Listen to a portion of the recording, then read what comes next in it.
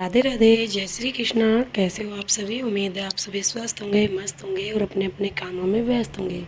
सुबह हो चली है और मैंने माधव को उठा दिया है।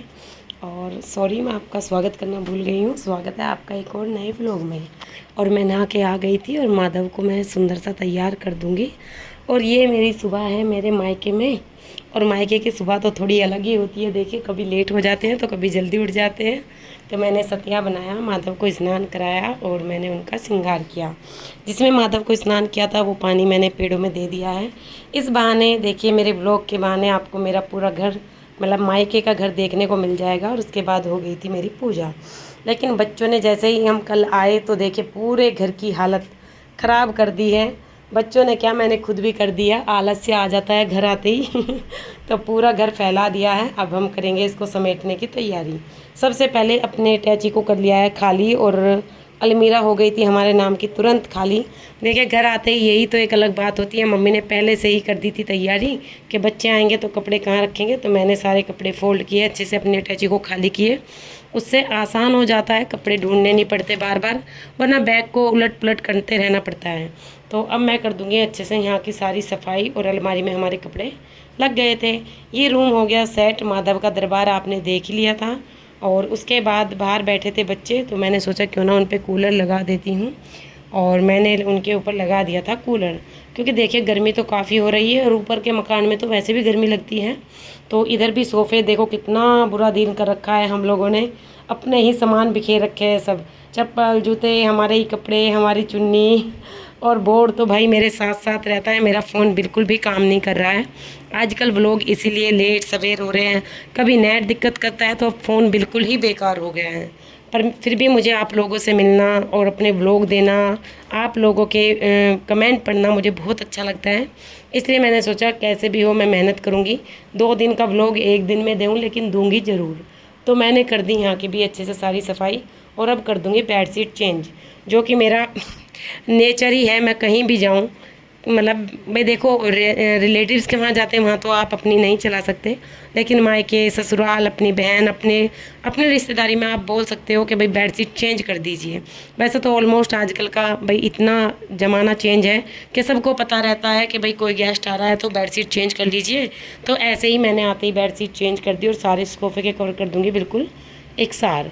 और ये मेरे पुराने कपड़े हैं जो कि भाई मैं रिटायर कर देती हूँ, नहीं पहनने होते। तो हमारे यहीं पे पड़ोस में कुम्हार बोलते हैं, मतलब कुम्हार आप जानते हो, जो मिट्टी के घड़े वगैरह बनाते हैं, वो रहते हैं। वो अच्छे से खुश होकर पहन लेते हैं। तो उनके लिए मैं लाई थी कपड़े। ये कपड़े मैं उनको दे दूँगी, मतलब डोनेट कर दूँगी। और जब हमारे यूज़ के नहीं है तो दे देने चाहिए। और देखिए पूरा घर हो गया है चकाचक एकदम से। हर चीज़ व्यवस्थित हो गई है, बेडशीट बिछ गई है और इधर सोफ़े भी बिल्कुल ठीक हो गए हैं। और इधर के सोफ़े भी मैंने बिल्कुल प्रॉपर कर दिए हैं। बच्चों के टॉय तो ऐसे ही रहेंगे। ये रूम भी बिल्कुल क्लियर है। अब आती है रूम भाई के रूम की बारी।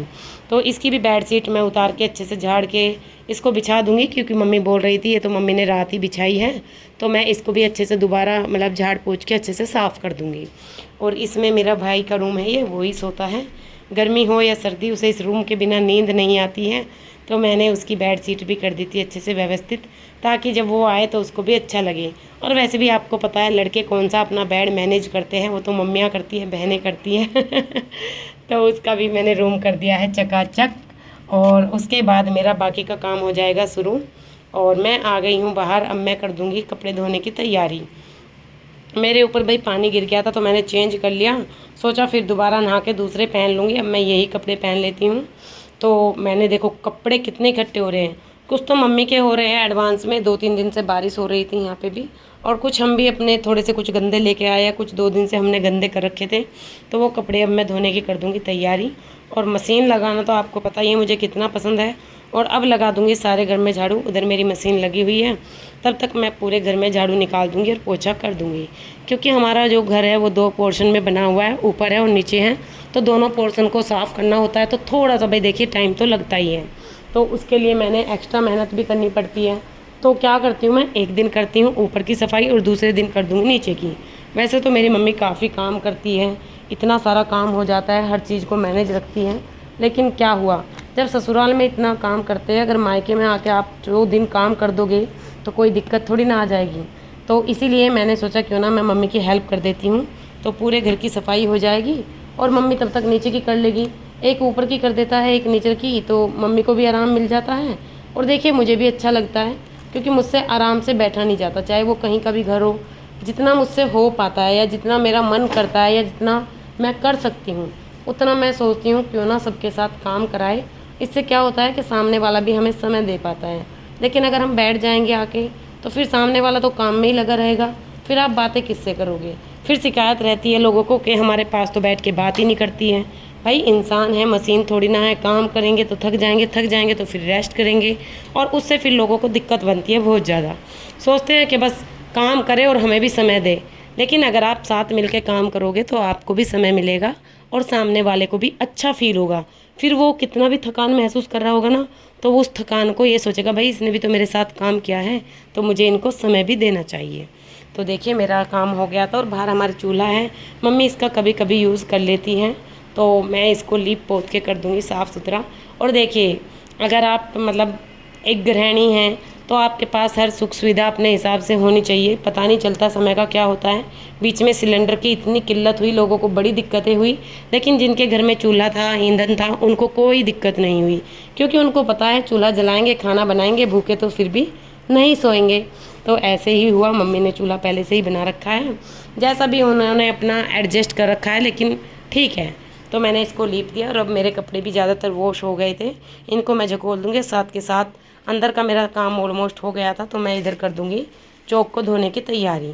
काफ़ी बड़ा चौक है ये हमारा, अच्छा लगता है, इसमें ग्रीनरी है और इसी आंगन में हमारे चूल्हा है।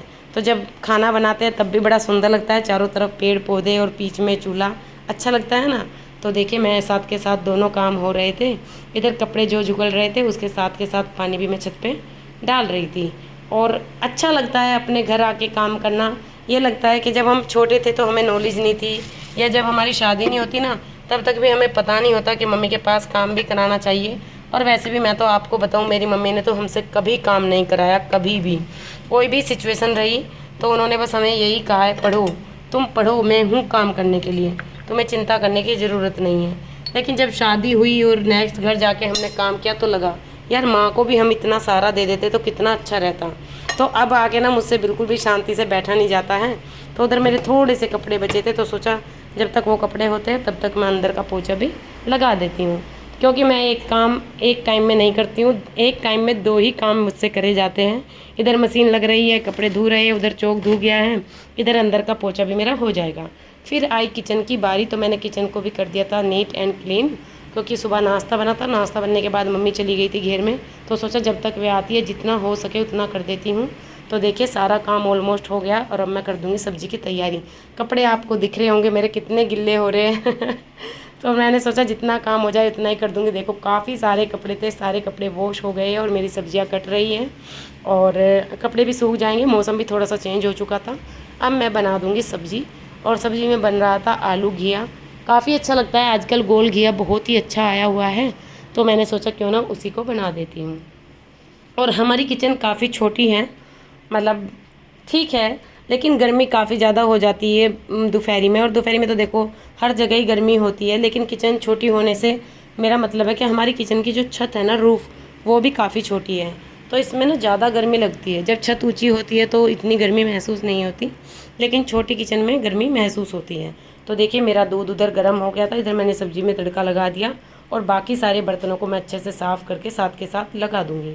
ऊपर का छोटा सा पोर्शन हमने ये रखा हुआ है बड़े बड़े बर्तनों के लिए, और जहाँ पे हमारी मतलब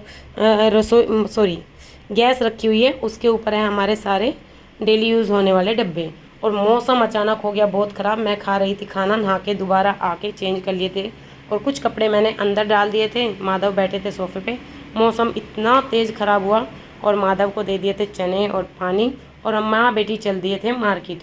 लेकिन हमें क्या हुआ, छुपना पड़ा, क्योंकि बेटे ने हमें देख लिया और उसको हम ले जाना नहीं चाह रहे थे फिर आके लगाई मैंने सबको मेहंदी, बेटे ने भी लगवाई और बेटी को भी खुद भी लगाई थी। देखना कल का व्लॉग।